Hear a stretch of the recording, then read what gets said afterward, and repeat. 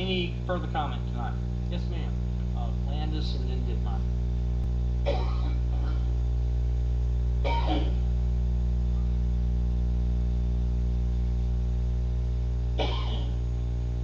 I am Reverend Lisa Landis. I do have to admit, yeah, it's about time. It's about time that something was done. I'm sorry to hear that it did have to take 25 years in order to get it done.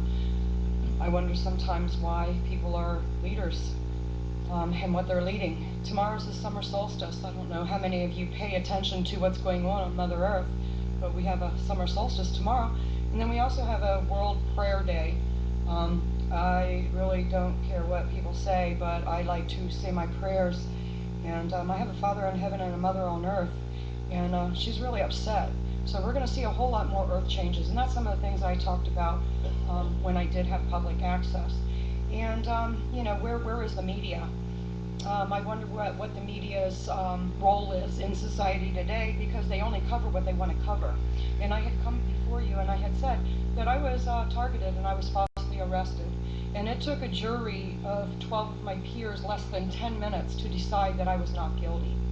And I'm very grateful that Citizen Times did a great story, because it was honest reporting.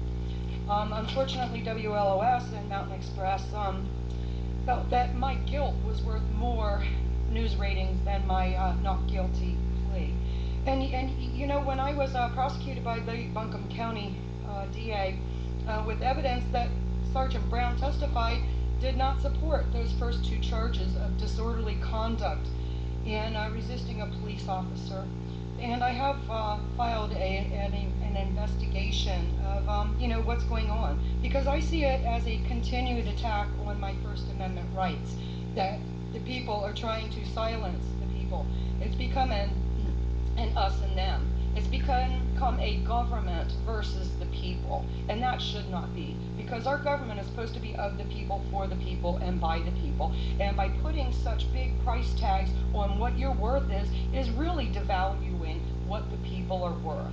You know, when you're talking about, you know, kicking people to the curb, you know, it was someone who was part of you who said that, you know, that devalues a person. And it's like, you know, we have all these homeless, and you act as if the homeless have no value.